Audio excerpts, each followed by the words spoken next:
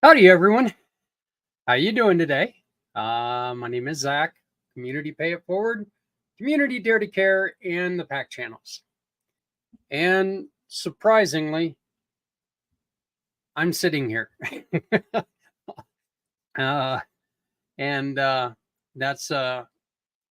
is a lot more than I thought I was going to be. So, been a pretty tough last couple weeks with the arm surgery, COVID, loss of an uncle, then ended up passing a stone, and now all of a sudden, bird flu. I hate birds.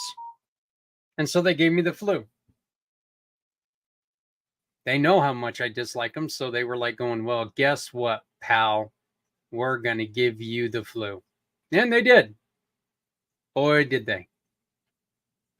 Not a lot of fun, let me tell you. So anything that you can do to stay away from it. Look, I'm not going to tell you to mask up.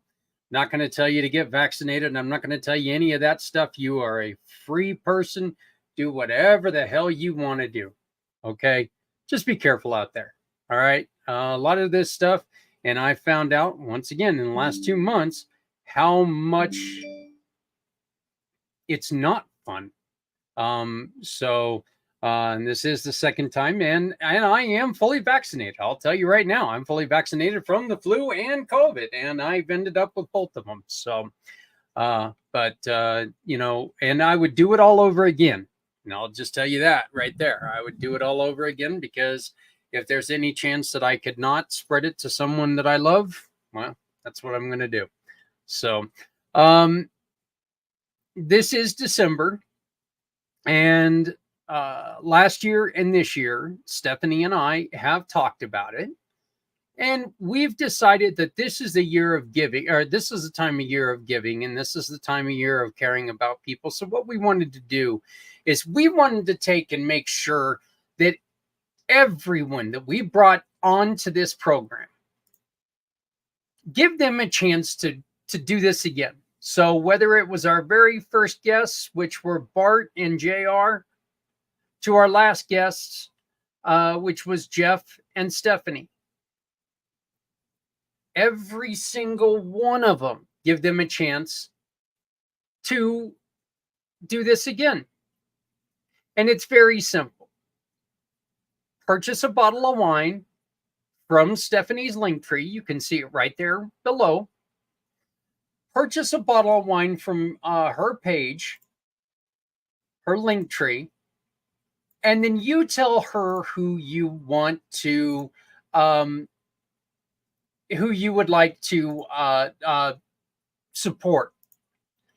And a portion of that money will go directly to them. Okay? 10% of every bottle of wine goes to helping someone else.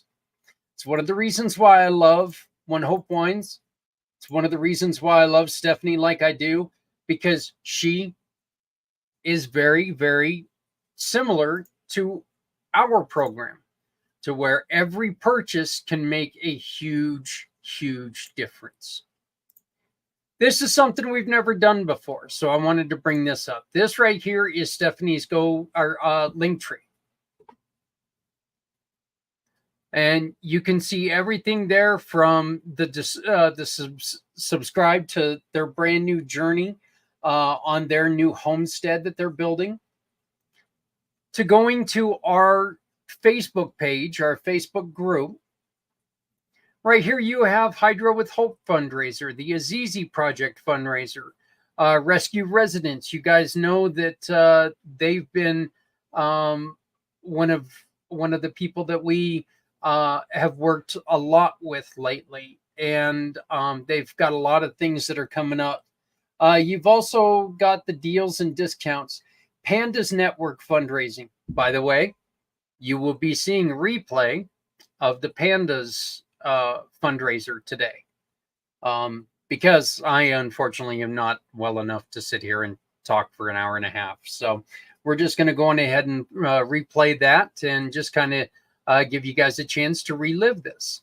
So again, you can follow the New Heights Homestead on a couple different places here. Veteran Housing Building. Shop for your One Hope wines. Let's just go on ahead and click right here and check it out. And there's our lovely Stephanie at the One Hope Winery. Tells you a little bit about her. You come up here and you can shop by wine types. Your tasting profile. I am a sweet wine guy. You've heard Stephanie talk about it quite a bit. So these are some of the wines that, and she has sent me a lot of these wines.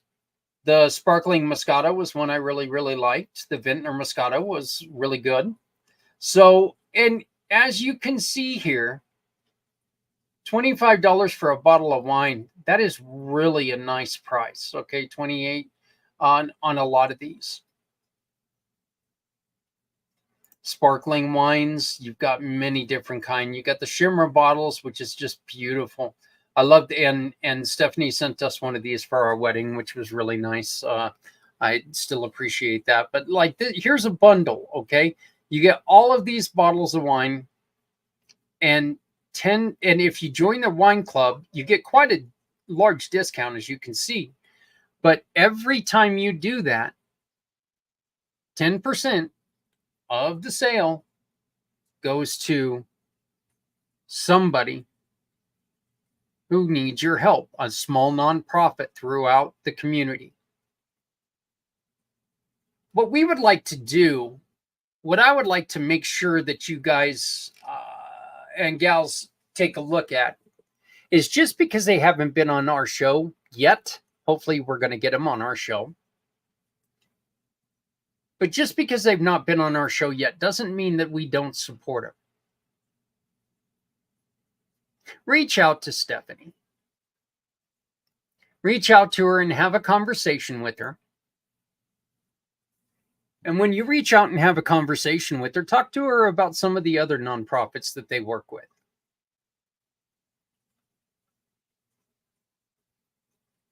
Make sure that you support everyone that is out there, that you possibly can. Wine is a wonderful office gift or other types of gifts for people. You know, hey, look, everybody loves getting these special gifts this time of year, you know, and it's better than like socks or a tie. Let's be honest here. So, and to introduce them to a program like One Hope Wine, I think that's well worth it, because not only are you, you know, giving them the wine that gives back, you're also introducing them to a program where if they enjoy that wine, they now understand that every time that they make a purchase of that wine, they're able to give to someone that they support. Make sure that you share out our shows as well, in which, just to let you guys know, there's not going to be a mid-month show. After Monday, next Monday's Footprints Forward, there are not going to be any more live shows for the rest of this year, because apparently my body's telling me you need to take a break. So I'm going to do what I'm not very good at doing, and I'm going to listen to it. I'm going to step away from this podcasting for just a couple weeks. And then when we're going to get back here on the beginning of next month, or next year, which is next month, we're going to hit it hard, and we're going to do our very best to try to make a difference in people's lives. So Pieces of Me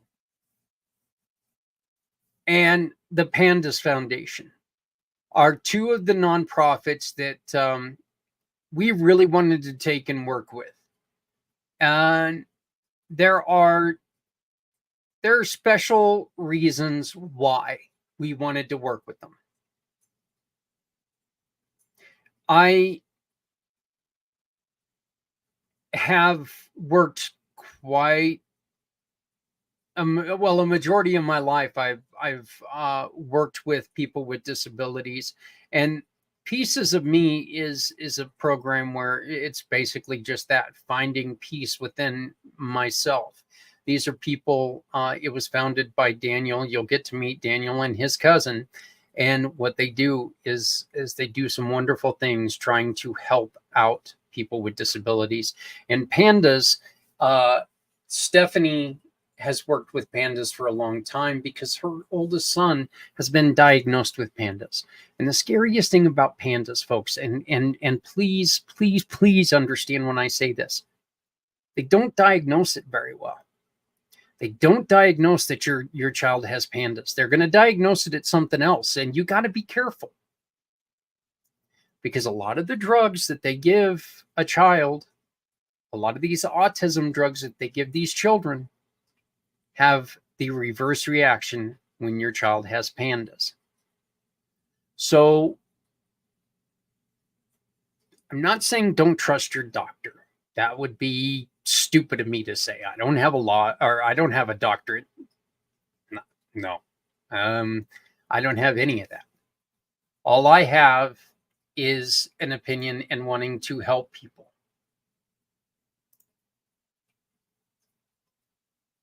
That is so awesome. Congratulations, Brian. That is so great to hear. So, Project Die Hard, they are one of the nonprofits that you can take, and your bottle of wine can support Project Die Hard. They were on episode 2, month 2, with John Vogels of Martyred Angels. So Project Die Hard is also another one that you can go back to in this month of December.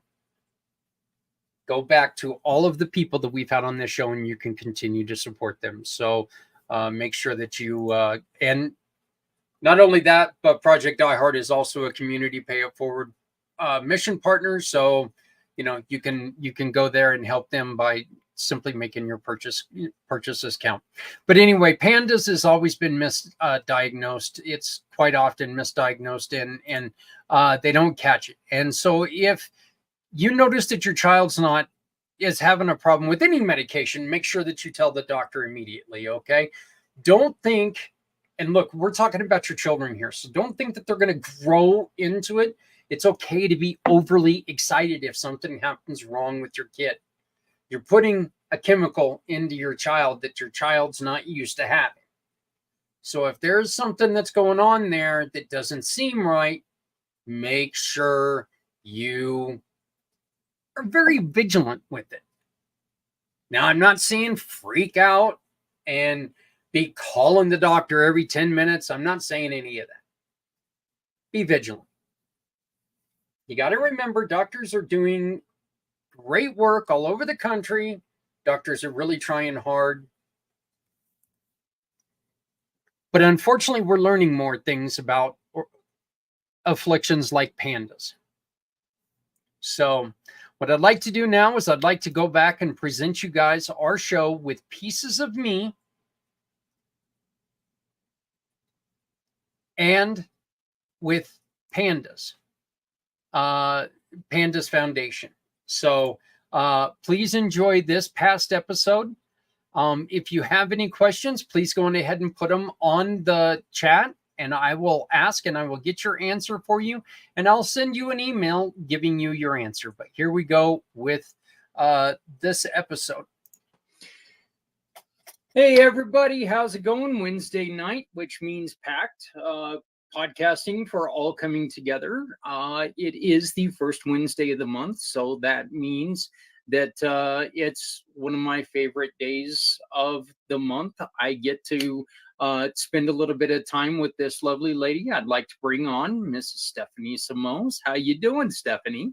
I'm doing well, Zach. How are you? Doing great, doing great. I think that we've got so much going on this month with two wonderful organizations. One that is dearly close to your heart, and I'm excited to be introducing them and talking about what a couple things that people don't really know a lot about, and that's one of the great things about what we're doing here is trying to, let people know, hey, this is here, this is a thing, let's take and support it. So, Stephanie, why don't you go on ahead and introduce yourself, and we'll get rolling. Yeah, sounds good. And to kind of piggyback on what you were saying, Zach, I, as a cause entrepreneur with One Hope, love using this platform to share about things like Pandas Network and and medical illnesses that people aren't, even doctors a lot of times aren't aware of. So I'm really, really excited to have Diana here with Pandas Network. And I think it's going to be a really great show because Daniel's here as well with Pieces of Me Foundation. So let's get it rolling. Yeah, I think it's like I said, and I'm excited to have Daniel explain exactly what Pieces of Me is, because Pieces of Me is a little like what we do as a cause entrepreneur and community pay it forward. They're kind of they're right there as well, because they take and they promote wonderful programs like uh, uh, Pandas Network. So I mean, I think this is going to be great. So we're going to get it started off by introducing you to the president and the founder of Pandas Network, and it's Diana Pullman. How are you doing, Diana? Hi, I am doing good. Nice to meet you, and thank you for inviting me. Hi, You know Steph. what? Stephanie, when Stephanie told me how important your organization was, and she was like, I can invite Diana. I'm like going, hey, let's try it. Let's see if she does it. And then next thing I know, we're talking and Yeah. everything's going. And Stephanie and I have talked many times about her son. We've had a couple other people on who have dealing with caregivers, Special needs causes and caregivers. Yeah. Right. And so, and even parents that are caregivers. And so, that was, it's always something that's really special when it's personal to one of us. And so we're excited to learn more about you. But we've also got another guest, and it's Daniel Hodges, who founded pecesofme.org. How are you doing, Daniel? Doing well. Happy to be here. Well, I want to thank both of you guys for coming and joining us, and we're really hoping that we can kick off May in a very, very special way and start bringing some introductions to you guys, to people who don't know about what you guys have going on. Diana, we're going to start with you tonight, and please tell us about Pandas, and tell us exactly why you started the organization. Mm-hmm. So people are clear. Pandas is spelled like the panda bear, and it's a name that a doctor coined for an illness that attacks usually little children when they're about between the ages of 4 and 7 years old, with sudden onset of acute neuropsychiatric symptoms. And they begin from an infection. So this doctor at the National Institute of Health in about 1986 noticed about 15 children in the Long Island, Rhode Island region on the East Coast. Bunch of little kids flipped out overnight with psychiatric symptoms, movement disorders, aggression, anxiety. And she coined the phrase with other researchers around 1986, this term, pediatric acute neuropsychiatric disease associated with strep throat. So my son was born in year 2000. Garrett was in 2007. He became afflicted with a strep throat infection that wouldn't go away. And he had a complete personality change. And my father used to be chief of pediatrics at Stanford University. So I thought I knew just about everything about I thought I knew a lot about pediatric medicine because I've been around it. But his colleagues, my father had passed away, but all of his colleagues said, we don't know why your little boy is acting so behaviorally different. And they were afraid too, just regular smart doctors. And so I started to try to figure out what was going on with him. So long story short, we figured out that his brain was being attacked by the strep throat, the autoimmune allergic reaction to strep. And I thought once we figured that out, everything would be fine. We'd give him antibiotics and we'd be in and we'd be out. But the internet kind of was born in 2007 too. I live in Silicon Valley by Facebook. Mark Zuckerberg is here, for better or worse, he's here. And pretty soon I just put up a little blog. One of the doctors encouraged me to put up a blog and see if there's any other kid besides my son that might have an onset like that.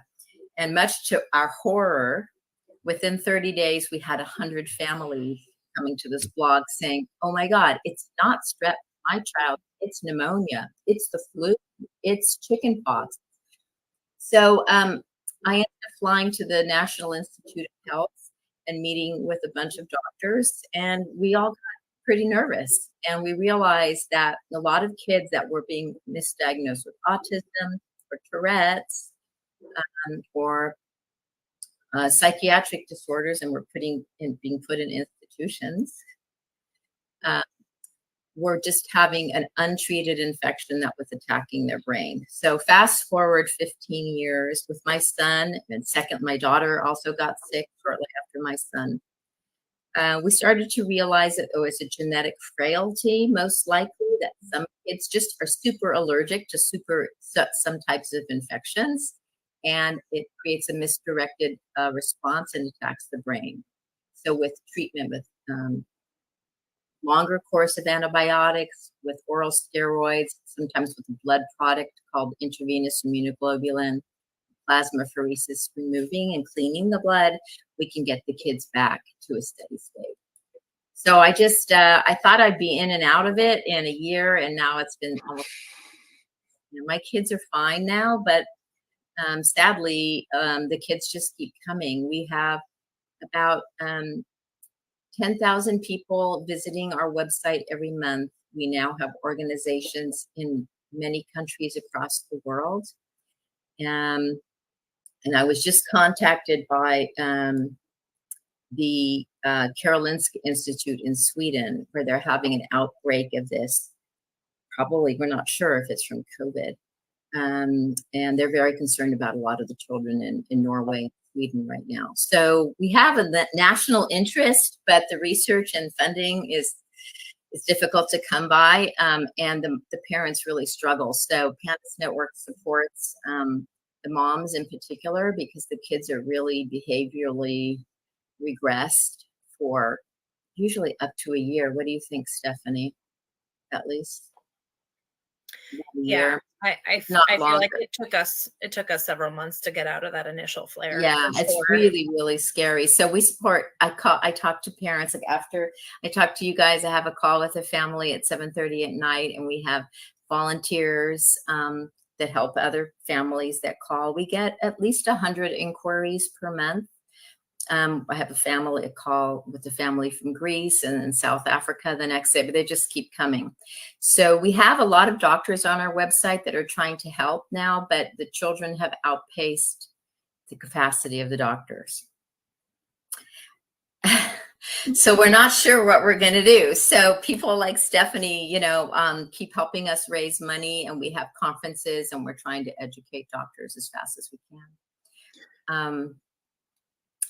So anyways, does that help? Yeah, absolutely. And just for the people who didn't pick up the coyness there, Stephanie, you are personally affected. Your children are personally also affected with PANDAS, correct? Correct. And I would say, above all, PANDAS Network, their resources, their community, the other moms, they've helped and supported more than anything else along our journey. And and truthfully, the occasional phone call from Diana just checking in to see how we're doing means like the world, you know? So I'm happy to continue to support and spread the word, because I do think that a lot of medical professionals and parents just don't know where to turn. You know, if the pediatrician says, oh, everything's fine, you know, they take that and they don't pursue anymore, and it could That's true. get worse pretty quickly.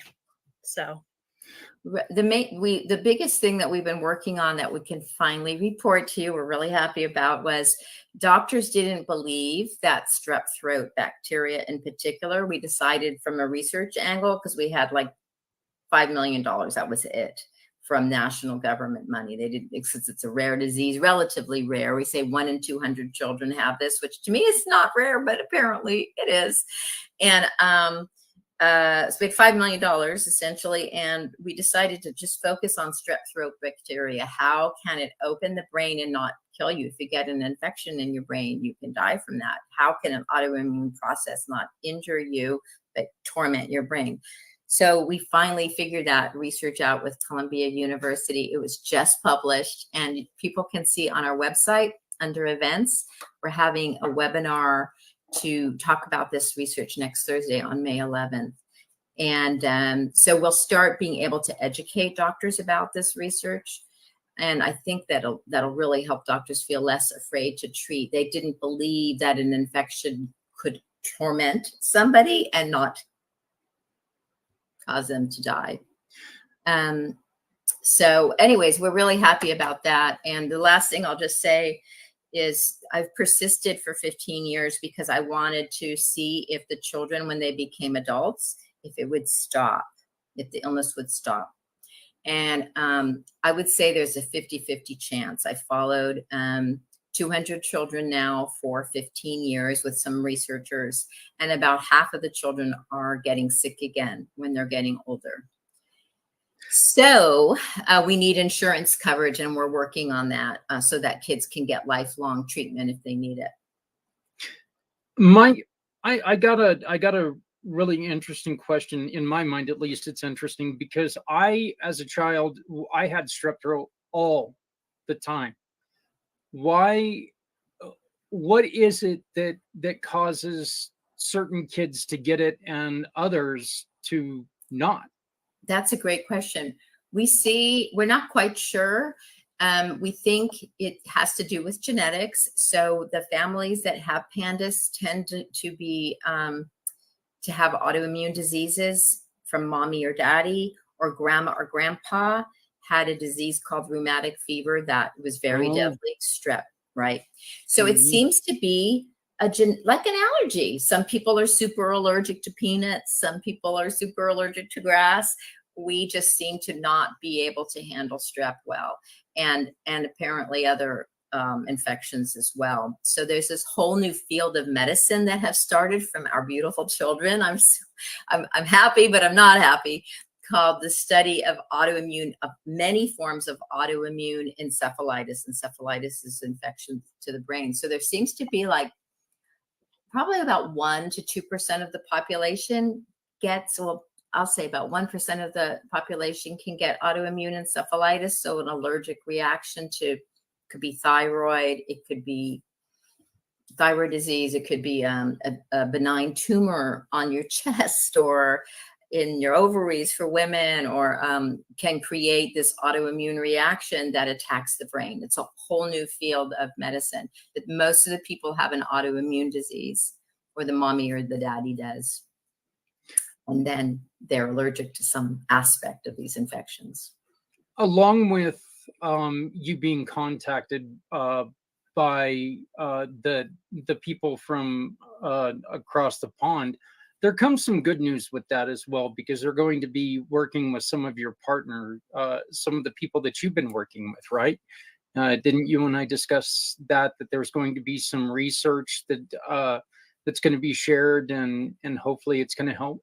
Right. Yeah, that research we're going to broadcast at May 11th. It'll be published in a major journal. We're not sure. It's pending approval right now, but it's with Columbia University and Yale. They've done this work together. And I think it'll begin to be shared internationally. I think it'll create a big resurgence of interest. And the last thing I'll say, ironically for us, the pandemic helped increase awareness about the illness.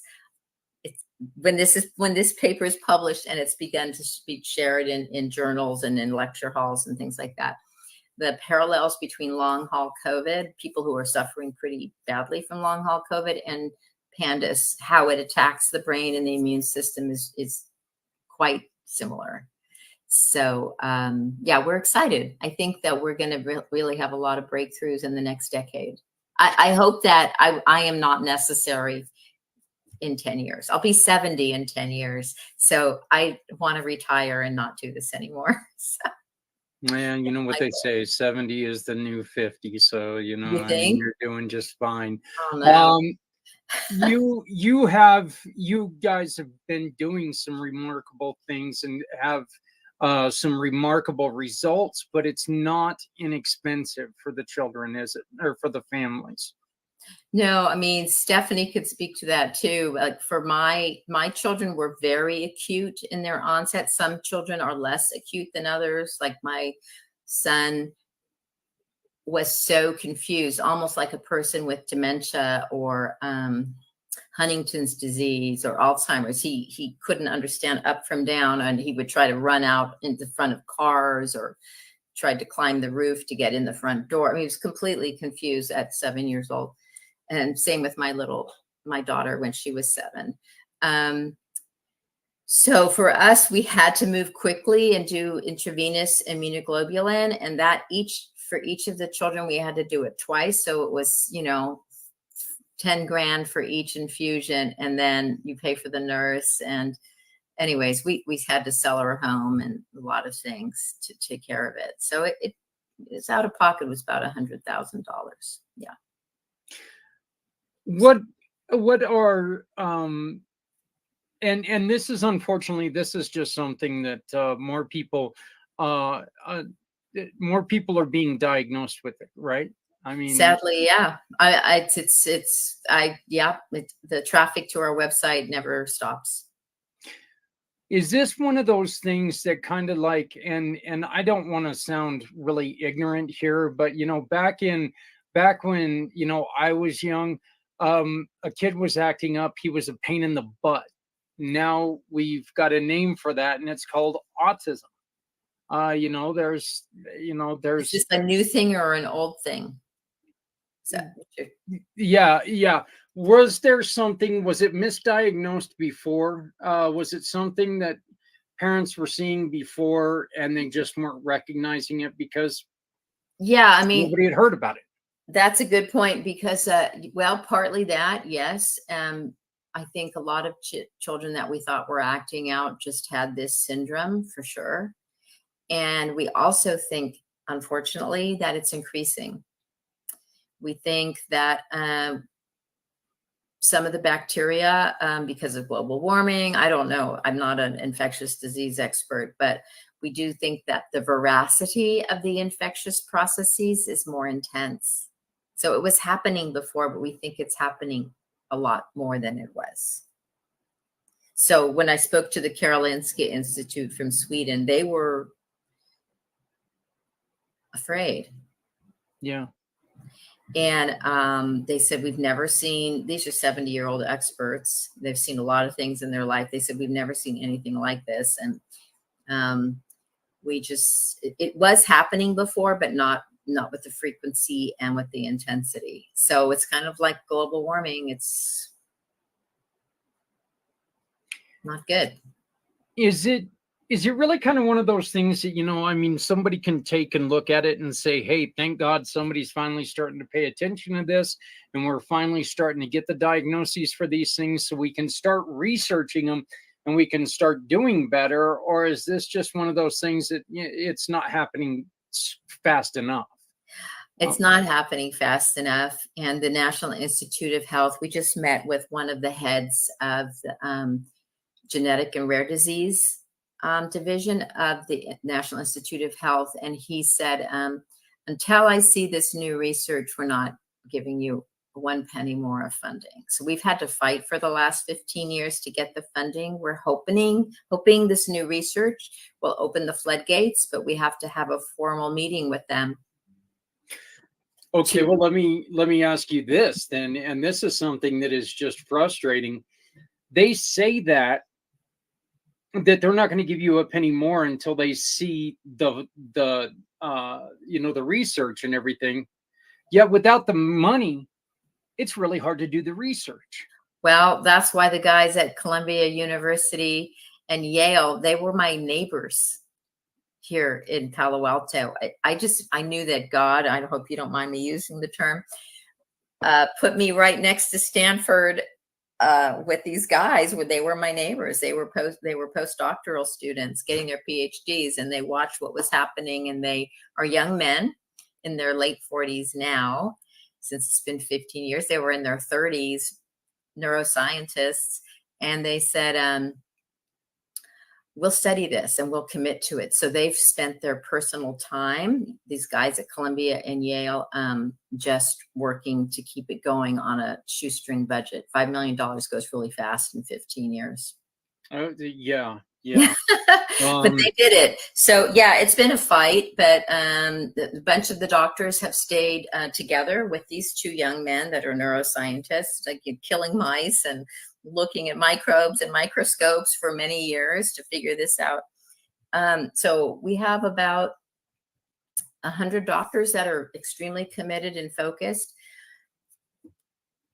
I think we'll win. I mean, the evidence is in now, but I had to stay put until they finish this research. That's it. I don't want to bring up too much about our meeting the other day, but the one thing that I noticed about you is how passionate you are about this. Okay. And I know when we talked, it was hard for me to be so many states away, because I wish I could just take and I could have given you a hug, because you really looked like, when we were talking, you were just in need of a hug, because Oh, really? it's so Yeah, I'm pretty white. It's been times. it's been a decade. It's been rough. So, but Stephanie, why don't you do me a favor and why don't you tell us what are some of the things that Pandas Network has done for you? Yeah, no, absolutely. And Diana, as a parent yourself, coming from a parent, I don't know how you've done the parent side and the side that you're on. You're just incredible with what you're doing. And thank you. Gosh, Diana touched on a lot of things. We had a very acute onset with my oldest. My younger two were more gradual and not that overnight switch, that's often spoken about. It's been a journey. Pandas Network provides resources. They connect other families. Social media has been incredible with connecting with other parents that are going through, and when they tell you their story, it sounds like they're living in your house, because you can only go to so many doctors with your child. I mean, I remember there was a time when I was like, I don't know if he's having absent seizures. Something neurological is happening. I don't know what is going on. I'm scared to put him to bed. I remember calling the pediatrician's office and going, I'm scared to put him to sleep because I don't know what's going on in there, and he was sick and tired of getting phone calls from me. We were in the office all the time. He didn't know where to send me anymore. But there's only so many times you can go and have him expedite to a specialist for them to tell you that nothing's wrong. And then you see the report and it's like, believing that, not seeing the child before the abrupt onset, that there was probably something along the lines of autism or something earlier on than that. And I'm thankful, for the preschool that I had my kids in. His teacher, who had him 2 school years in a row, this happened the second school year that he was with Miss Debbie, who was a godsend at the time. She has been working with kids over 30 years, never saw that drastic of a change in a child. I can tell you the day mid-January that it happened 7.5 years ago, where I put him to bed, one kid, and he woke up a different kid. Yeah. Crazy. And she was by my side. Every doctor's appointment, call me after the doctor. I want to hear what he said. And she would be the one to say, no, Steph, you have to keep going. You need to find somebody else. You need to keep going. There's only so many times a doctor can tell a parent, everything's fine. And you start to believe it, you kind of get into your own head. And with the things that you're explaining to the doctors that are going on, they probably start to wonder if it's you that has the problem, I remember asking the school to take a journal and just keep notes. So it wasn't just from a parent's perspective, but also from like the educators. And so that's kind of been our journey. We are in a different place now, thank goodness.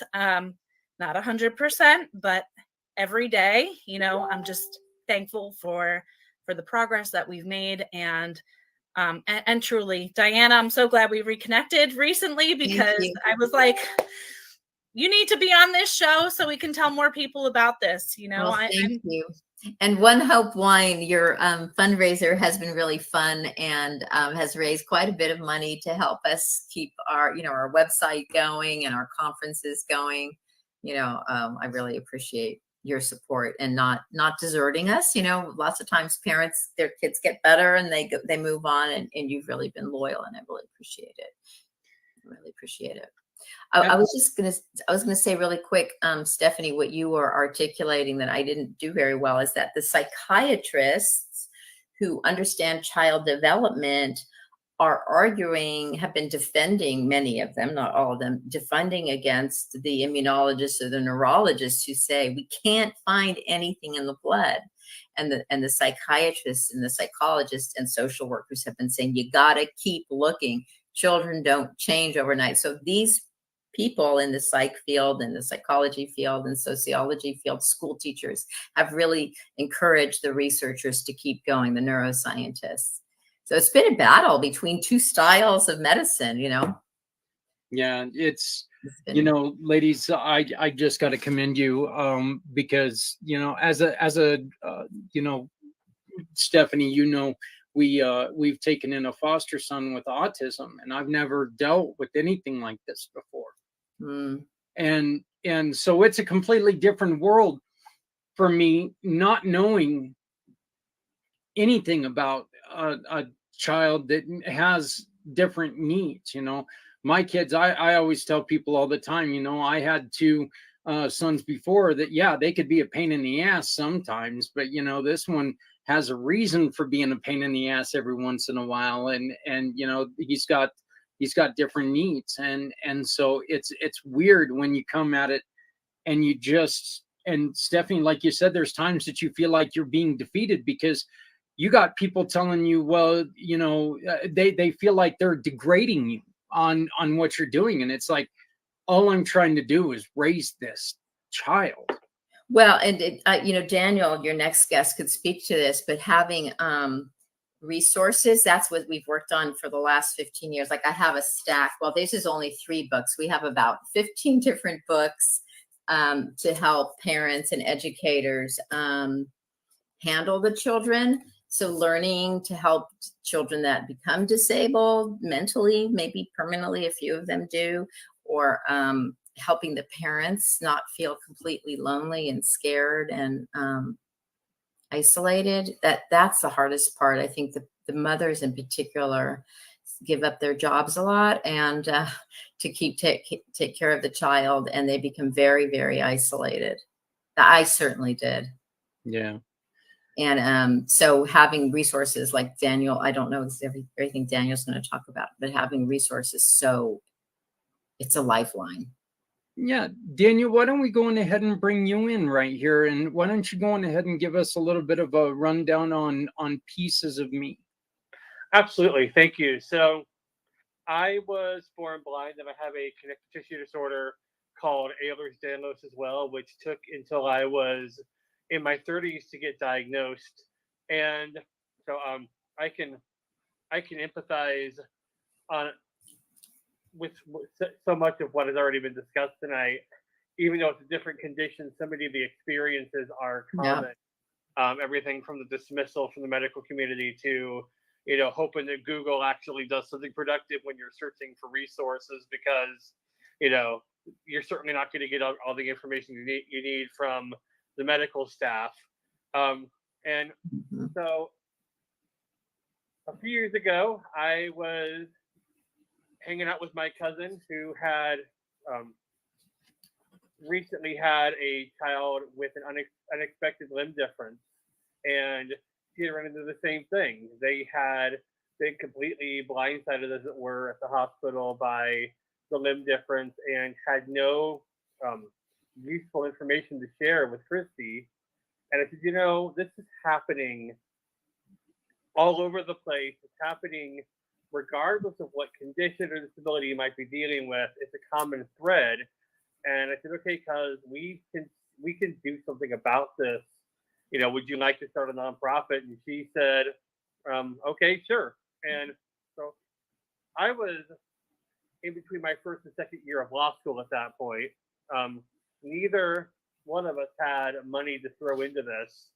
So we literally bootstrapped it with crowdfunding, set the thing up by night as I was finishing up my law degree, and took care of our own, chronic pain and other stuff. And we named it Pieces of Me, spelling it PEACES, to reinforce the point that people with disabilities and chronic illnesses are not broken. Yeah, there's some things we have to deal with, but by finding who we are and what pathway to success is best for us, there's a level of actual peace that comes from that, and then eventually broadening that into us saying, look, there's a lot of contention out there within the accessibility space. There's a lot of battles going on between advocacy organizations and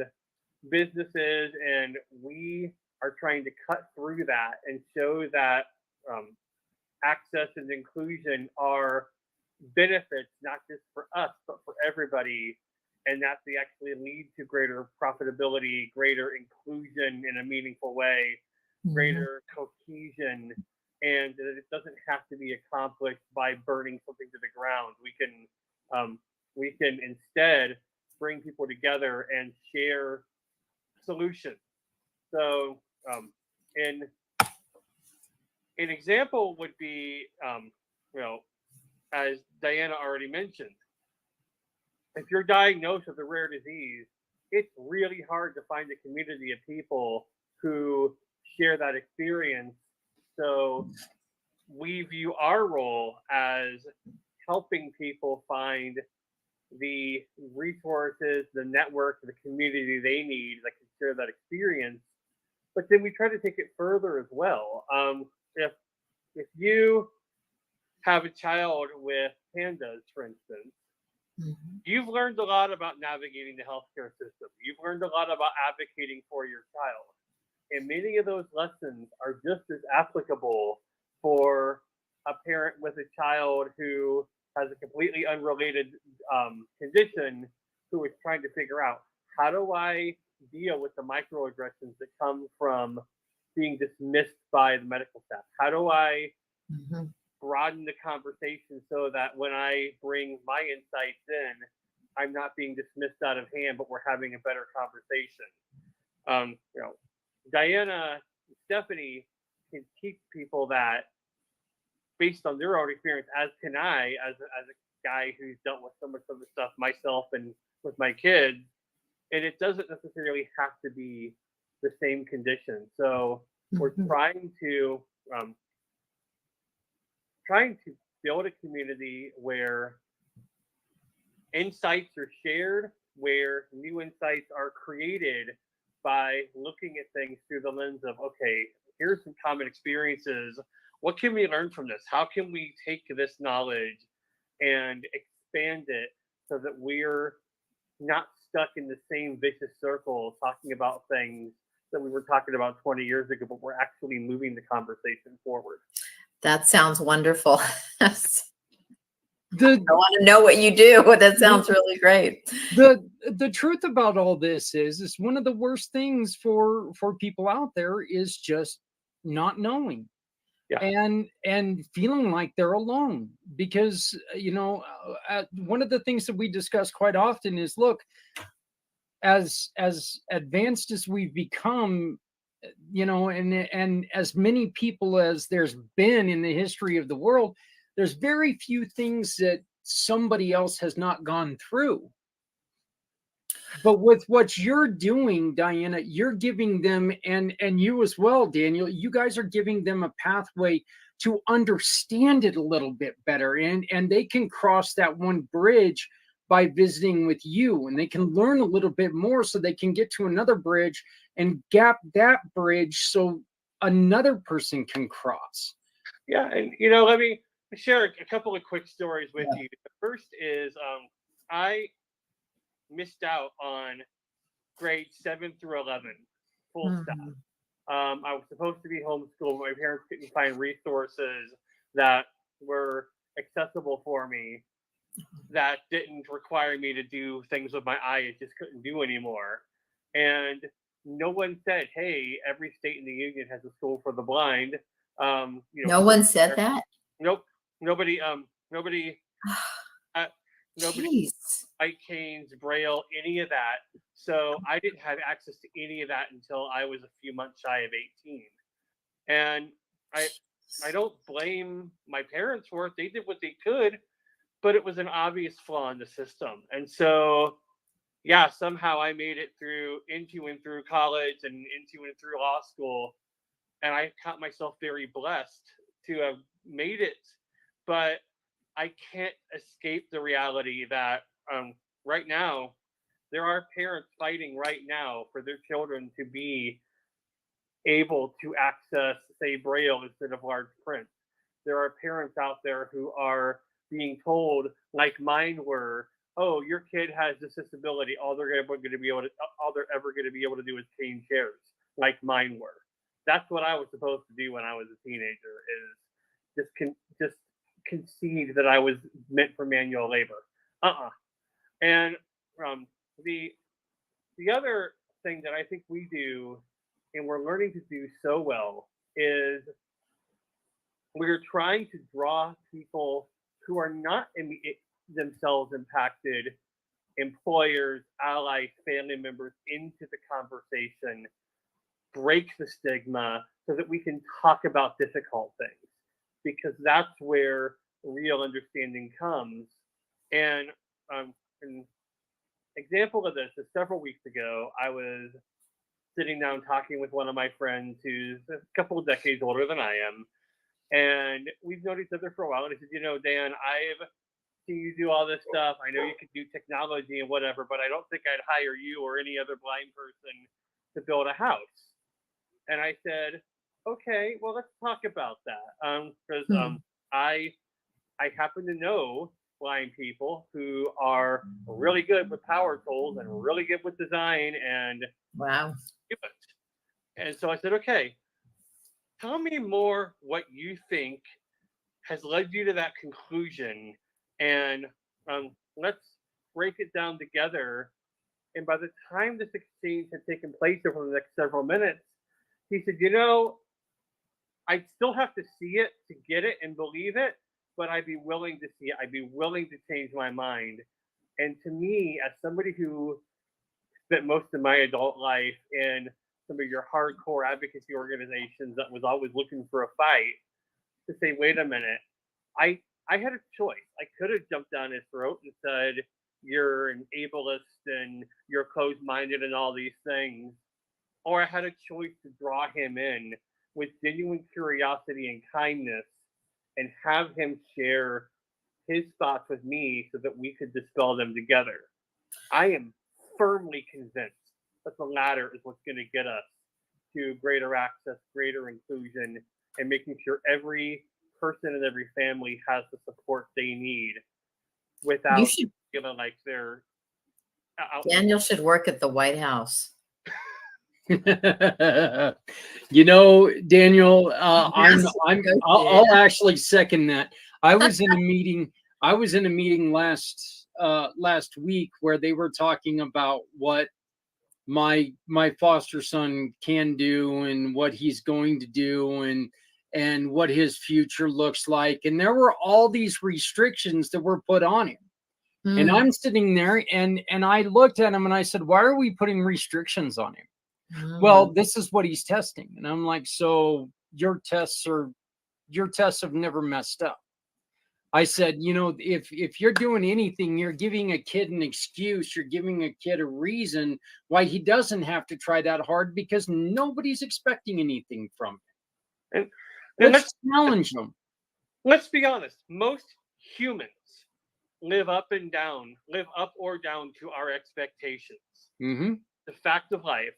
Disability does not necessarily change that. And so you're right. The test obviously can be wrong. And to be the test mm, might be right, like you said, how much of that's going to be actual limitations on his ability that are intrinsic versus things that are internalized. Oh, everybody I love says I can't accomplish anything. Therefore, they must be right. Guess what? I've been there. I'm still fighting my way out of that bag. So, yeah, there are some things that are beyond any of our abilities as human. None of us can do everything. But it's so true that many of the things we assume cannot be done are just not. They're assumptions that are based off of our own perceptions, our own biases, and may or may not have any grounding in fact. I very inspirational. Yeah, I just you know, Stephanie, you said it right as we were about ready to go on air. You know, this could be one of the more impactful because this is one of those of, you know, this is like the Hollywood squares right now of people who all we want to do is help each other know more, you know, and help everyone know more because there's so much. Look, yeah, as you were talking about, Diana, this isn't something that, you know, you there's not ever a kid that's pandas 24 hours a day, are there? They Mm. fluctuate. You know, that's really, you're the first person who's ever said that to me. I think the mothers feel so much shame because the children are behaviorally so different sometimes. That we feel like it's 24/7, but no, you're right. The kids aren't 24/7. They struggle a lot, but they still feel love. They still want to be a good boy or a good girl. And then they do something bad. They don't know why their brain changed like that. And then they can be shamed. Yeah, it's a strange cycle. So the more we can dispel myths, you're right. That's a really good motto. I like that. A child is not 24/7 panda. So you're really literally the first person who's ever said that to me. Uh, it Yeah. just, you know, I know that you and we were talking about an incident where you saw improvement in a child, and then there would be an incident, there would be a reaction, Right. and which kind of gets you thinking that everything is going the right way, and then all of a sudden there's that incident and you're going, okay, there's still reality. Well, like Stephanie was talking about. Yeah. So the mom gets very, very scared because our job as human beings is to try to move forward, and then we try to influence somebody and then they do something wacko again. Yeah. It's really stressful as the child's healing. So Diana, I'm going to ask you first. And what I always preface this by saying we know that money is king. Okay, we know that money is one of the reasons why we're here today, is to raise money. What are some of the other things that the people who are watching this, the people who are listening to this, what are some other things that they can do to help out Pandas Network? Just clicking on the website or Googling the word pandas and pans and being aware of it. If everybody knew a little tiny bit about it, when they heard a story about Johnny down the street, changing overnight, they could mention it to their neighbor. They could talk to their principals about it. Grandparents are some of the best advocates because they are alone a lot and they have time to read, and they can educate teachers and legislators about it.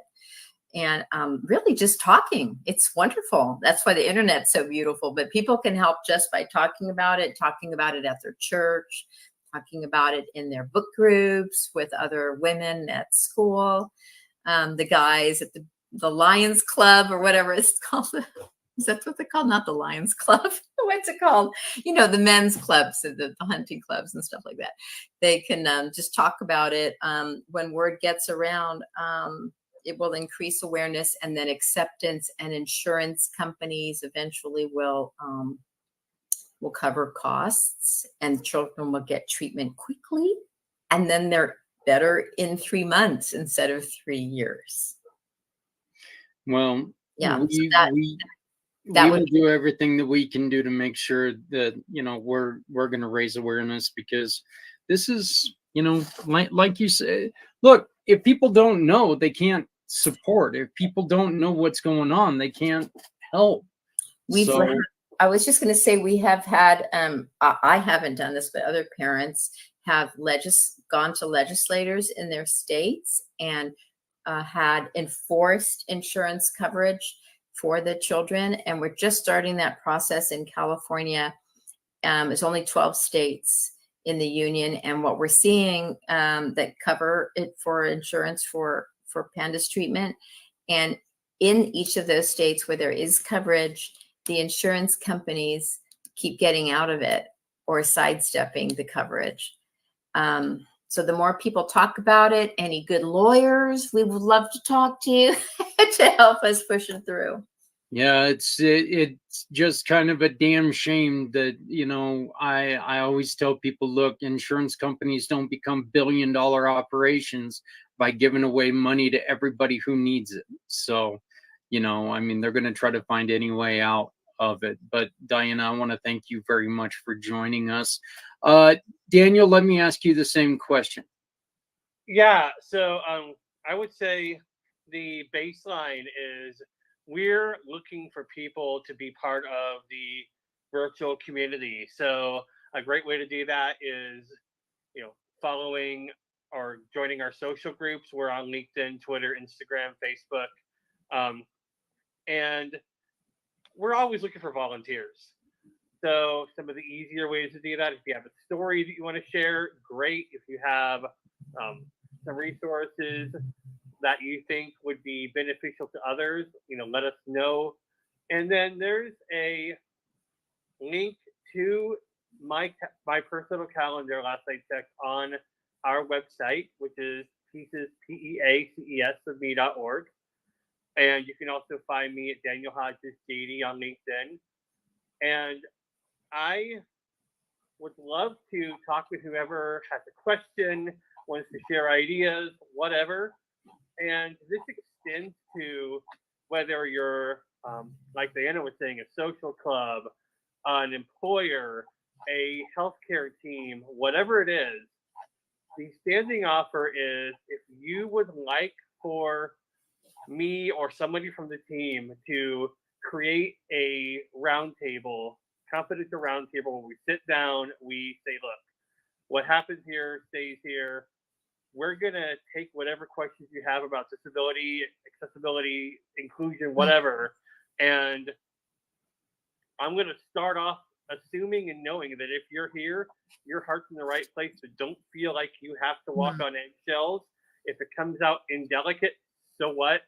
Let's figure out what your questions are and let's talk through them and let's bust some myths. So please reach out and we'll find a way to get you on your way. Well, I'm going to contact you. So you got one person. Hey, you're very cool. I like you. I like your premise. Yeah. Well, I do. I think this is fantastic, and I love the fact that you two are excited to work together and And I know that we're all in conversations on how we can help each other. So now comes the point of the show where we bring on the goddess of the grape, and we're going to allow her to tell us about her wonderful program, which is One Hope Wines. Stephanie, why don't you take it away? Thank you. I always giggle when you introduce me that way. But I love my official title. Thank you.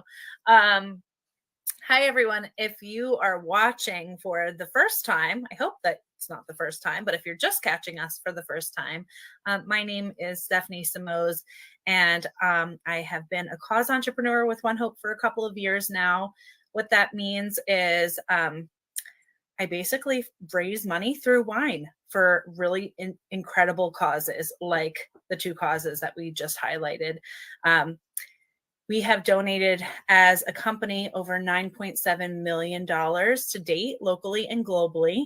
And this is our most recent, 9.7 is our most recent update to over 42,000 different nonprofit organizations. Wow. So like Diana was saying, like I love using this platform to be able to share.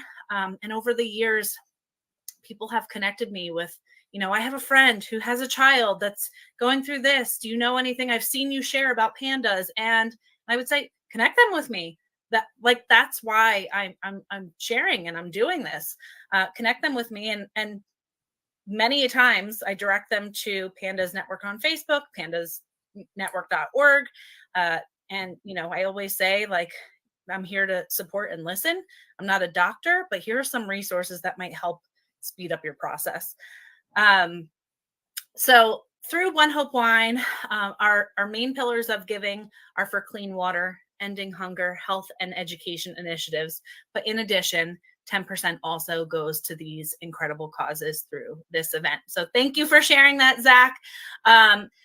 What you see on the screen are the two fundraising links for the month of May. The top one is for Pandas Network. You can either take out your cell phone, hold up your camera right to that QR code. It will take you right to the fundraising link. Or if you prefer typing it in, it's right underneath there, onehopewine.com/event/ and that 6-digit code. Right underneath is Pieces of Me Foundation. Same thing with the QR code, and they have a unique link as well with the 6-digit code that will take you right to the fundraising link for Pieces of Me. And the gift boxes are really beautiful. Oh, yes. Thank you. They really are.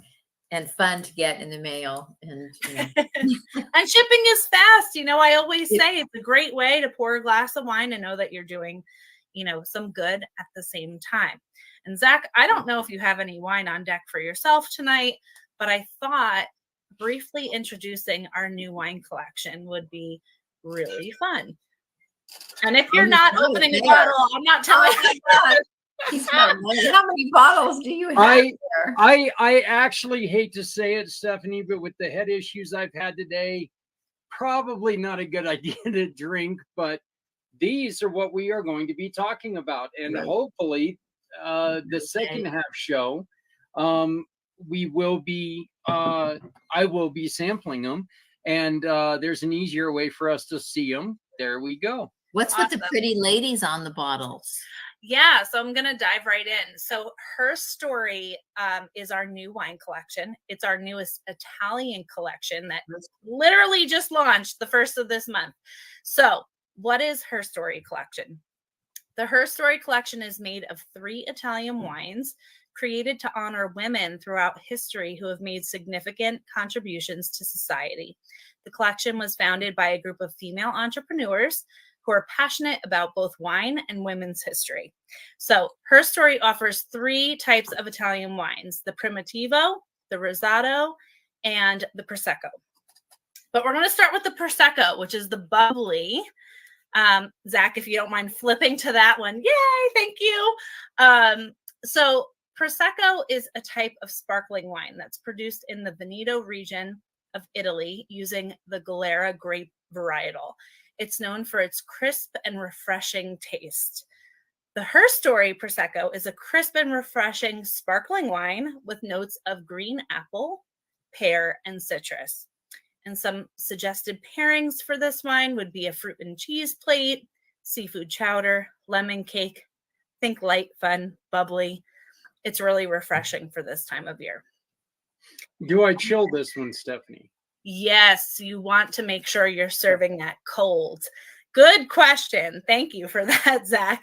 But if you like bubbles, it's delicious. It's light, and it's fun. It's a bit different than our other Prosecco. I will admit, because these are new and I like to know what's going on. My neighbor loves me, you guys, because I opened these bottles of wine. I took this much out of it just to know. I'm expecting a baby, Daniel. So I'm not drinking wine, but needed to know exactly what it tasted like so I can talk about it and explain it better when people ask. And I've been sending bottles to her doorstep across the road. So she's been really enjoying, being my neighbor lately. So that is our bubbly. Next up is the Rosato, which is a type of Italian rosé wine that is produced using red grape varietals, but with a shorter maceration period than red wine. So usually they don't leave the skins on it too long, but it's just enough to get the pink color in there. The resulting wine is light and refreshing with a delicate flavor profile. The Her Story Rosato is a light and refreshing wine with delicate flavors of strawberry and raspberry with a hint of citrus. Suggested pairings for this wine would be a prosciutto pizza and lemon Rosato. I'm getting really hungry. Sorry. So Keep going. just to let you know, this is the one that was in my fridge. This is the one I was going to drink today.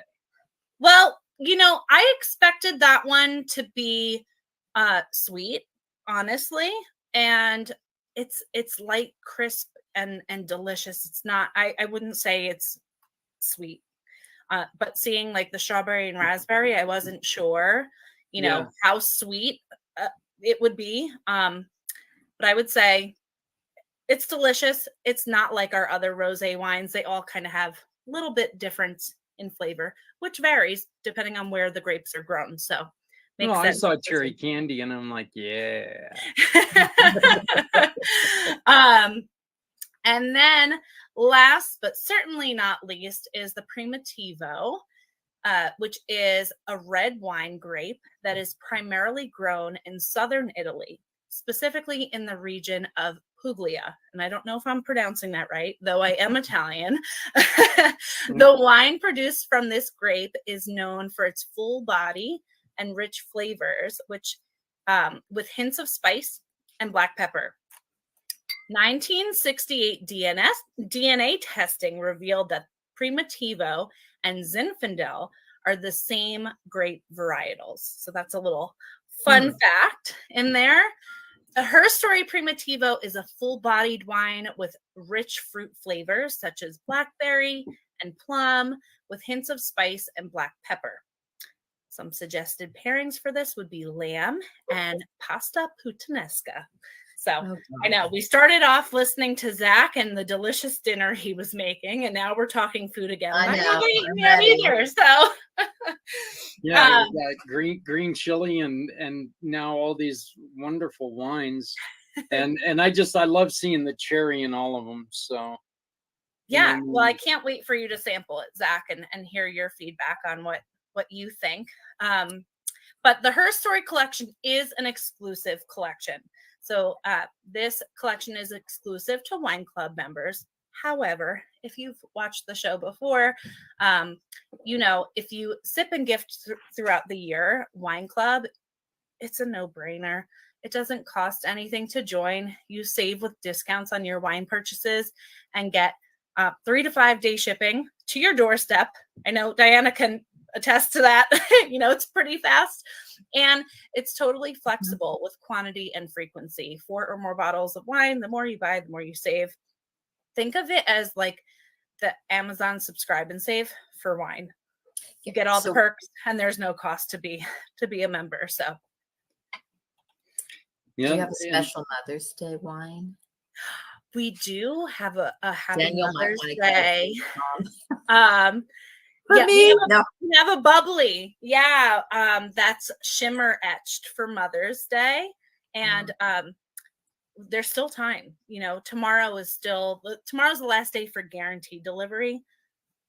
I always like to say guaranteed delivery is usually extended a little bit just in case FedEx drops your box or something. It gives our support team to get you the bottle still in time for the occasion. But yeah, we do have a shimmer etched Happy Mother's Day bottle that is beautiful, and it's a fun bubbly, you know, brunch, dessert time, celebration, all the things. Thank you. And one of the greatest things that I always like to bring up, Stephanie, you can't do this all alone. No, you know, it takes You do a takes damn good village. job, but you can't do it all alone. It takes a Bring your village. food. So, you know, if you're watching this, just sharing it around and sharing these foundations, you know, is huge, and it costs nothing. You can shop to support these organizations through this event. You can actually, once this event is over, what I love is that you can select your cause of choice within your account with One Hope. And anytime you purchase wine or a gift, your donation is going to your cause of choice always. So I love that. So we don't have to have this event open and going on in order for you to give back to your favorite organization. If there's a cause that you're super passionate about, or you know a foundation that's doing really great work, of course, Zach and I are always looking to connect with nonprofit organizations that, you know, we can help share their story. So that is another way to make an impact. But I'm not the only cause entrepreneur in the US. You know, we're always looking for more people that want to make an impact through wine, and do what I do year round, raising money for causes. So Yeah, she's not the only one. She's just the most important one. She's the goddess of wine. The goddess of the grape. Yeah, the goddess of the grape. The goddess of the grape, Stephanie Samos. So we love. Yeah, you see, look at this. I've even got it here. Ta-da! Oh, So, there it Thank is. you, we Zach. even got it. I've even got it for her. So it pops up right there. So Diana, you were mentioning something. We've got a little bit of extra time here. My 6 o'clock people are not here yet, so we can talk a little bit more. If you love the personal touch on what you do, you mentioned to me the other day that you love being able to reach out and make sure Stephanie's doing okay, and make sure that all the other people that you work with are doing okay. What is it about being able to do that brings you the biggest joy, or brings you, is it just being a support system, or is it just? Well, I guess it's like Daniel was saying, everybody has different abilities, and I am very bad at math. Yeah. And I was an actress for a long time. I like to for many years in my life, and I just personally like to talk to people, and I'm really interested in human beings. Maybe I should have been a sociologist. And I don't know. It's just really gratifying to talk to people and see that they're healing. And I think too, like, I was lonely a lot of part of my life when I was a child. My father, who was a doctor, had some version of Tourette's, neurological issues and anxiety issues, although he was a really good doctor. And I watched him be lonely a lot, and be very intelligent, but be lonely a lot emotionally. So I have a lot of sympathy for people who feel lonely. I think a lot of people feel suicidal because they're lonely a lot. Our culture doesn't help people very well yet not feel lonely. And especially after this pandemic, boy, did we notice how isolation can affect people. So Pandas Network has actually become like a way of life for me. Maybe I'm healing my wounds, watching my father be isolated emotionally. So I love helping people, because I know that I feel less alone, and children are our future. And people like Daniel, I mean, you were describing, Daniel, what you went through from the ages of 7th grade to 11th. That's just nuts. That shouldn't happen in our society. So I don't know if you want to talk about that a little bit, but I just have a great deal of concern about it, and it's something we should change in our society. We shouldn't have that Yeah, I isolation. completely agree. And that's the part that we don't often talk about, or even I don't often talk about it as part of my story, which was, yeah, there was a lot of academic lapse that occurred as I was out of school, but the social impact was probably even greater because there's wasn't a lot of contact. And I mean, even in the public school days, there was me with my glasses that were about as thick as my finger, trying to fit in among all of the quote unquote normal kids. And we'll just say it didn't always end well. But Mhm. even fast forwarding into adulthood, my journey to law school, the people coming to me and saying, look, you really ought to apply for law school. You've got what it takes to do it.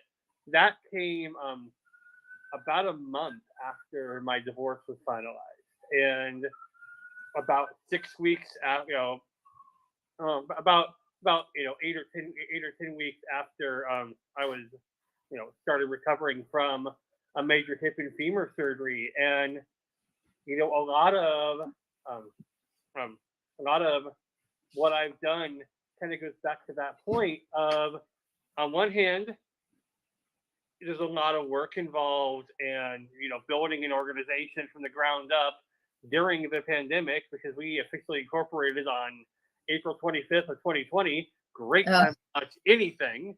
oh, So, yeah. that was difficult, but at the same time, I found a new sense of purpose through that process. I was able to navigate being in Maryland, where I didn't have any family and had some law school friends, but that was about it. It helped me, finding that purpose, finding that drive really helped me, and still helps me combat that loneliness, because you're right. It is something that's not well dealt with in our society. And I got some advice from a therapist a couple of years ago with regard to dealing with my loneliness and depression and anxiety, of, rather than focusing on that, find something good to do for somebody else. It's not going to take it all away, but it's going to at least reframe that perspective. And I'm certain, at least in my case, that's true. Mm-hmm. Stephanie, I'm gonna bring into a little bit of footprints here about what we're talking about, and I guess this is a question I'd like to hear all three of you guys your opinion on this. What the hell is it going to take for people to understand that just because someone is different doesn't mean they're less valuable? Okay, when it comes to it, and this is the reason I ask this, if I ever run into anybody who's just like me, I am not going to like that person. I'm not going to like that person at all. Okay, I know me. I'm Okay. not the nicest person in the world all the time. So anybody who I meet that's just like me, we're probably not going to be good friends. What is the problem? What is everybody's problem with people being different? We cannot all be the same person. So Zach gets really passionate about this, and so I'll share really fast, because Diana mentioned mental health and suicide and isolation and all these things that I can understand, especially parents having PTSD and all kinds of things when they're on edge with their child around the clock, right? Not sleeping well, all these symptoms all of a sudden, all of that. Zach started a few years ago a 22-hour podcast around veteran suicide, but has now gathered a group of volunteers for a weekly show highlighting the problems with suicide all around, not just with veterans, but just with people that are really struggling. And Isn't it greater than gun violence in America? Like the number of suicides is higher than the rate of gun. in 2020, the statistic is 1 in every 11 seconds. So, so Zach is very passionate about this, as you can tell, and he's, rallied a group together, and people are coming forward wanting to share their story. And the goal is to really provide resources to people who know someone who needs help, so that they have somewhere to go. And I think that even from my perspective, going through this as a parent, there was a time where I wasn't sure where to go. And some people can really get into their head about that, like Diana mentioned, look at how expensive it was to treat her children. Mm-hmm. People are losing their homes over, getting medical help for their child. And it just shouldn't be. Like, flaws in the system. I know we talked about flaws in perception tonight. There's just so many things. So, anyway, if either of you know of anybody who has a story to share, we'd love to talk to them. That is a different show than this one. Is it veterans only, Zach, or? No. The show that we do on February 22nd will be veteran only, but this new show is about everyone, because the statistic that Stephanie shared, we lost one person every 11 seconds by the end of 2020 to suicide. 47 veterans every day is drastic. Losing one person every 22 seconds is, that's just, and Diana, the truth is that 3 weeks prior to me doing my 22-hour podcast this year, I had a relative who took her own life. And it was very, very hard for me to go through with that show, and try to keep my chin up, as hard as it is to try to keep your chin up when you're talking about people taking their own lives. But it's such an important thing that we just want to make sure that people understand. Look, it doesn't matter how you feel like you're going to heal. We want to offer people who are there who can provide that for you, because look, Daniel, you're not gonna heal the same way I heal. You're Diana, you're not gonna heal the same way I heal.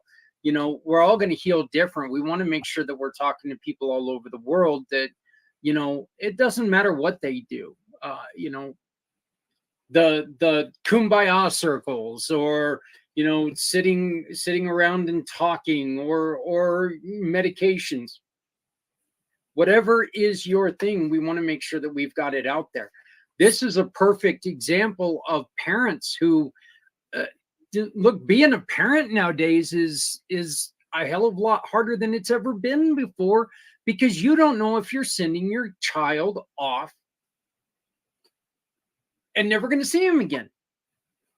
You just don't know. You don't know when you go to a store if that's the last time you're ever going to be seen. Oh, because of gun violence? Yeah, well, just because of mental illness, and I mean, yeah, there's a lot of gun violence, but I mean, look, there's people running people down in cars. There's people, I mean, there's just, there's really not an answer for any of that, right now, because let's be honest here, a criminal's not going to give up their guns if you mandate that guns are got to go. Okay. You're not going to get criminals going to be lining up going, you know what? I was going to go out and shoot a dozen people, but you said, hand over my gun. Here's my gun. Yeah. That's not going to happen. So you meant society at large is having society at large. And yeah. And that's why I was thinking that, that's why I was asking the question about why can't people get it in their heads that we don't need people to be just like us. Daniel, with you and your differences, They're not disabilities. Yeah, you have things that you have to do differently. You know, that doesn't make you an alien. It makes you a person that does things different than me. I don't see a different person when I look at you. I see a person. That's what is it Oh, going to that's take? interesting. That's What is interesting. it going to take for people to start looking like that? And like I said, I'm not a hippie. I'm not one of these, I love everyone. Truth, I'm a biker. There's a lot of people I don't like. Wait a minute. Do bikers don't like people? Wait, Yeah, another call about that sometimes, one. Your sometimes therapist. only when they drive, vehicles with four wheels usually. But so but What? yeah, why, Daniel, what have people told you? What have you learned about that? I think there's a discomfort as well with broaching the subject of any kind of difference, and I think oftentimes there's, do we even address the elephant in the room, or do we, what terminology do we use? So many artificial things that have kept us from connecting as humans, and that's what I think is one of the critical points here is say, look, we need to we need to stop assuming that if something comes out indelicately or in a way that triggers something within us, that it was done with malice. And, on the other side of that coin, if somebody says something to me that you see that knee jerk reaction of it just brought something back in my past from what I've been through, let's talk about extending some grace or saying, I don't know what happened, but Hmm. We're humans. We say things that don't always come out right. We hear things that are not, that are not received the way that they were intended to. And I think a lot of it comes down to let's stop assuming the worst about each other. Hmm. Hmm. Hmm. Could and I know that this is going to be a word that's going to drive everybody crazy during this election. Could the woke mob be one of the reasons why you've really got to step around what you say to people? Because if you say something wrong, there's going to be somebody standing over you with a baseball bat and they're going to punch you over the head every time, But, and you don't wait mean a anything. minute. I'm part of the woke mob.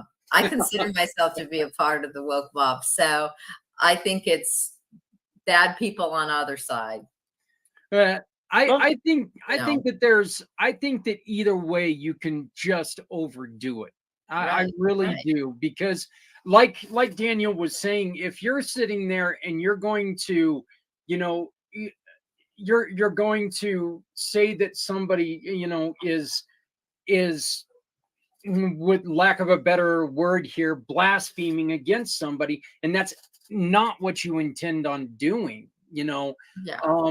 You know, we that's not what you intend to do. That doesn't make you it truly doesn't make you a bad person. Yet right now people are kind of, we're in this, well, I can't believe you said that. Yeah, that's pretty. Diana, and you'll understand this. Being a small business person, you can no longer have an opinion. You can't have an opinion, because if that opinion gets out, it could cost people who follow you. And That's what true. that's That's what true. scares me to death, is because I've always been opinionated. Not Mhm. any well, I still am. It's just you guys don't hear it. Stephanie does. I sometimes, but if Stephanie ever gets mad at me, I'm in trouble. So I don't think you will. And I think there's a critical distinction here of saying, let's say Zach says something that rubs one of us the wrong way. Sorry, Zach, I'm going to pick on you because we're friends now. no, And there's such a difference here between saying, Zach, you said XYZ, you ignorant biker, you're canceled, versus saying, Zach, when you said this thing, this is how I received it, and this is why this matters. And I realize the latter approach seems a little hippie and seems very soft. But if you think about it, it really isn't. It's still insisting on changing the problem, but it does so in a way where the message is actually going to resonate. I'm not, personally as an advocate, I'm not here to see how many scalps I can get. I'm here to see, can I make my advocacy work as efficacious as possible? And that means bringing people in and making allies, not scalping people. I was going to say also, I think in advocacy, what I found is that, like, I live in a really liberal, very affluent area in Silicon Valley. It's netzoid. It's extreme wealth and extreme liberalism.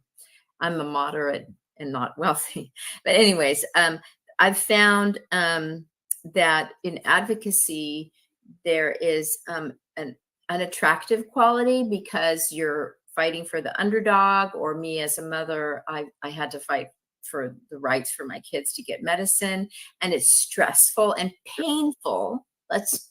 I'll be kind. It's painful for people to listen to my story, and they're busy and they're watching their watch and they got their own bills to pay and their own kids to pay. So to find, or kids to take care of, or whatever, businesses to run.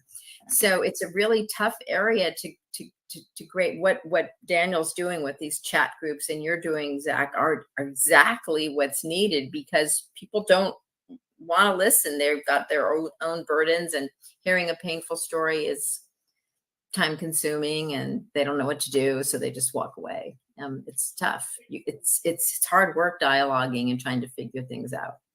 Well, Hard work. Going ahead, Daniel. I was gonna say, so I mentioned that 2 of my 3 kids were had cancer that they inherited from their mother. They were born with it, or at least my daughter, our oldest child, was born with it, and you can Cancer. yeah, and so we were treating within 2 weeks of her being born. Now, the thing of it is that it's more astonishing is because my ex-wife is also blind, we had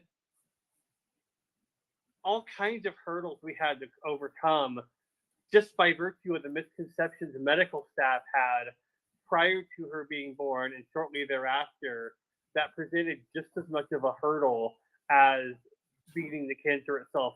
We literally, despite having changed all the diapers successfully, despite my daughter nursing successfully, us demonstrating we knew how to do all these things, we had child protection beat us home from the hospital with a referral that simply said parents are blind.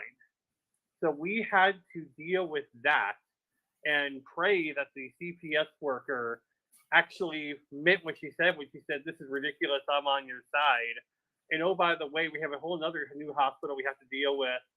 And, trying to navigate all of these things while constantly looking over our shoulder and saying, we don't know if this nurse, this doctor, this social worker is friend or foe, because we just got burned and we lost our kid, which would have led to her death because these ignorant people would not listen and would not learn about how blind people parent.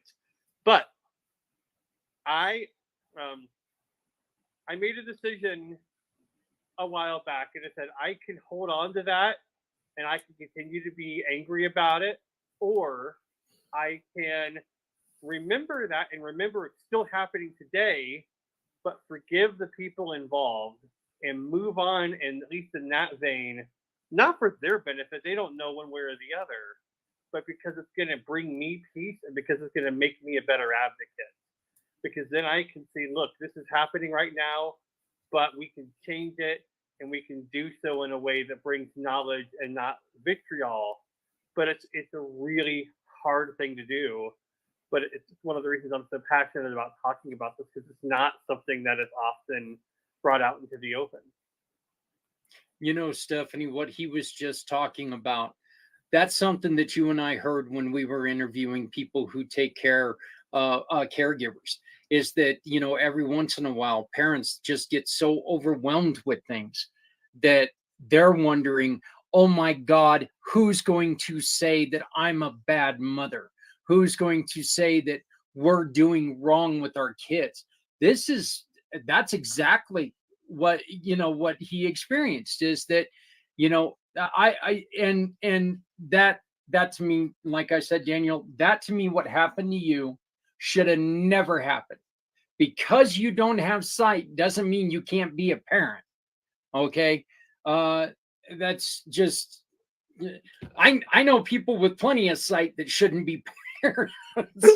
you know, I know a lot of people that have all their facilities that should not be parents. And for for them to be coming after you and your ex-wife because you were both blind, that's wrong. It's just wrong. And so, but Stephanie, you and I did hear stories about stuff like that, and you see the coalition here, don't you? Yeah, coalition's wrong word, but you see the similarity here. I think what we're doing right now with spreading awareness and just speaking out about what's going on and what these organizations are doing is huge, because now we have a place to direct people to if they have questions, like, hey, watch the show, Yeah. And I think the common theme is among all of this, even our other weekly show that we're doing to help support people with mental struggles, is you're not alone. It was great to find a community of parents that were facing similar things. You're not alone, and this is what's going on here. What's going on with you? What are you doing to help? Is it working? Is it not working? Because I'm sure Diana will tell you too, it's not just a cookie cutter one way of treatment. Every child is a little bit different. Their journey is a little bit different. And I'm just grateful that you guys are here and that you shared about this. I really think it's kind of one of those things, Stephanie, that, what, you sit there and you can see somebody shaking their head, when something's going wrong, and your first action is like going, what the hell does this person know? And then you come to find out they're like, I get it. I get what you're going through. My child is the same. My child might not be the exact same, but we've got the same thing there. And they start telling you your story. And I'm getting chills just talking about this, because this happened to me just recently, when they're like going, look, I understand your situation completely, because my child goes from, nice, calm, clean to, in an instant. And it kind of makes you it helps you personally, because you beat up on yourself all the time. You're like, oh my God, what the hell am I doing here? So, and me, I volunteered for it, so that's even worse. I'm like, wait a minute, I couldn't take care of myself. What am I trying to take care of someone else for? Being a parent is very challenging on a lot of levels. So I think the only way to do it is to keep talking, dialogue. If every community had like a dialogue circle at the library, that they knew was for whatever, once a month, we'd probably be a much healthier society. I 100% agree with you. I don't want to keep you all night, even though I'm loving this conversation. Diana, they can get a hold of you by going to your website, which is www.pandasnetwork.org. That's right. Pandas. No, I love that bear. Pandasnetwork.org. By the way, I've got my polar bear. That's what they call me.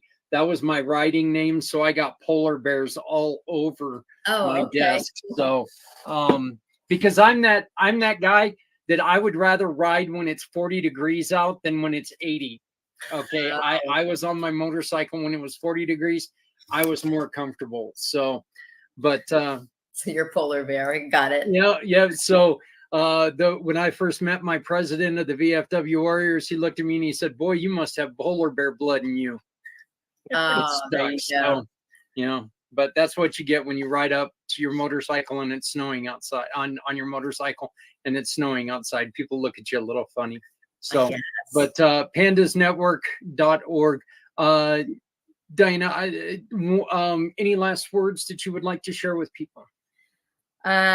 Just check out our website, look at our wonderful new research under clinical research button, and we have events. We have an event coming up in May and again in June to talk about this new research, and hope is on the way. We're making breakthroughs, and the next part is to help society accept our kids as they're sick and as they're healing, just exactly what Daniel's talking about. Stay tuned for things to come. Well, Diana, as before, I enjoyed this conversation just as much. And I look forward to having more conversations with you as time goes on. Thank you. I'm really looking forward to working with you guys more and learning a lot more and finding out how we can support you. Thank you. And Daniel, they can get a hold of you at piecesofme.org. And that is pieces as in peace, bro. We've been talking about hippies. So there we go. Piecesofme.org. Very nice. And what would be your parting shots? What would you like to say? We are a community where everyone is welcome. So come take part in it and let's go change the world together. Thank you, sir. Thank you. Thank you. Thank you. Thank you all so very much. You guys did such a wonderful job. Just remember, Stephanie, can you please explain what we're looking at? Absolutely. So if you are not a part of our Facebook group, Community Pay It Forward One Hope Fundraiser on Facebook, jump on there. We are highlighting these incredible organizations each month. You'll be able to find, some fun recipes and wine pairings and some more information about the organizations each month there. But what's on your screen is the direct fundraising link for the fundraiser for Pandas Network and also for Pieces of Me Foundation. You can either type the event link into your browser or just hold your camera up to those QR codes and it will take you right to the fundraising page.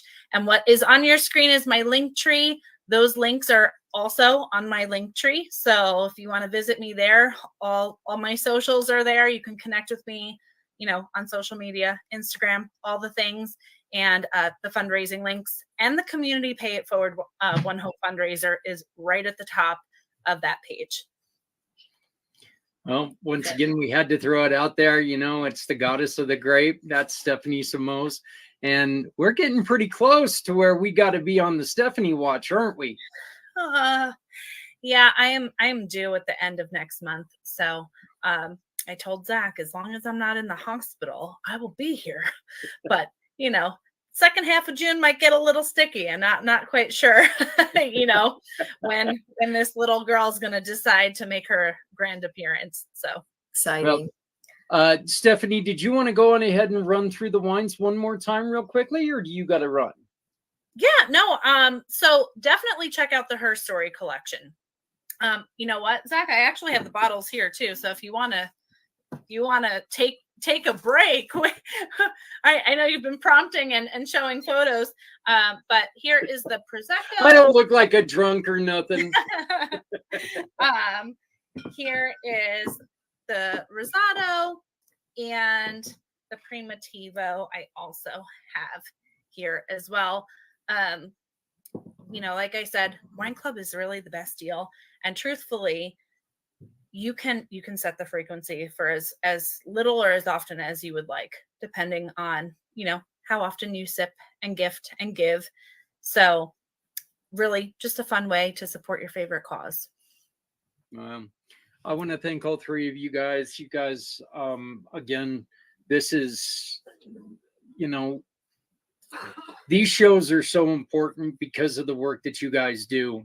And we want to make sure that we find solutions for the saying, I wish I knew about you before ...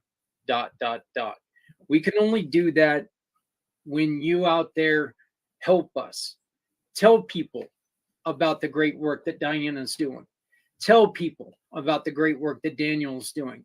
Tell people about the great work that Stephanie's doing, all the work that she's doing, and all the people that she's fundraising for. There's so many of them. So when we tell you, tell 3 or 4 other people, that, look, if every time one of us told 5 more, nobody would be left in the dark and people would have somewhere to go. These are serious issues that are going on, and these are issues that people are learning more and more about every day. Let's make sure that we give them a chance to stay up to date on it.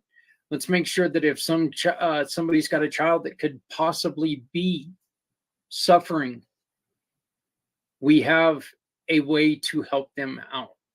Let's make sure that we support Daniel in making sure that, as he said, we all do this. We all do this together, because no person can do this on their own. So Thank you so much.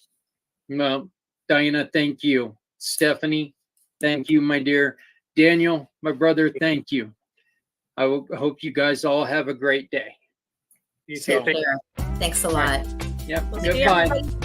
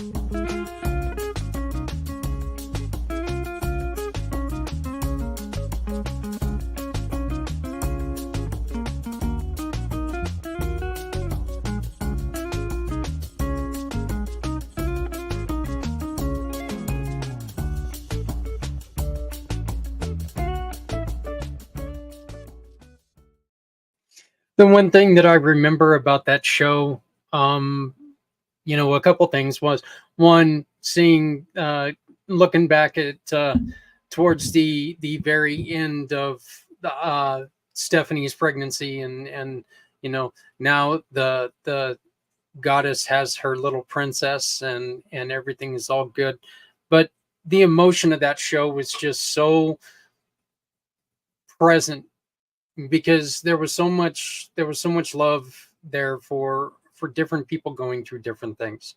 The other thing that I found very funny about that show is, wow, my background's kind of changed a little bit. I had a little fish tank, but it was over here on the side of my on the side of my desk. It was a little 3-gallon thing, and I ended up breaking it when I was trying to clean it. And so I went to go get a 10-gallon tank, and we went from a 10-gallon tank to this big old 20-gallon tank. So things are progressing in that way. Hey, everybody, keep your fingers crossed for me that throughout the rest of the month, I don't hurt myself again. God, bird flu. Give me a break. Well, I guess that's what you get for eating turkey, right? But bird flu, get out of here. I knew there was a reason why I didn't like those things.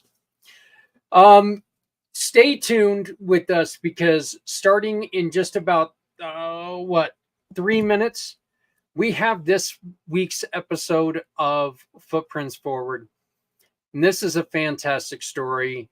We're bringing you a guest who is a Navy veteran and a firefighter that went through some pretty traumatic stuff and has built a program in support of others. I'm going to ask you to please join with us and consider sponsoring an hour of the 22-hour program by scanning the QR code up top and becoming part of our show. You need more information, get a hold of me. Just scan the QR code up top and you can be part of the solution. This is all solution-based, folks. We're not going to sit there and we're not going to claim we're doing anything good until we know we're doing something good. And we can do so much good if you are here to support us. Please remember to love somebody out there because somebody out here loves you. Thank you so very much. And this being our last pACT live episode, happy holidays and very, very Merry Christmas to everyone out there. No matter what religion, no matter what holiday you celebrate, we love you. We support you. Thank you very much. Please remember to take care of someone. We're all we got.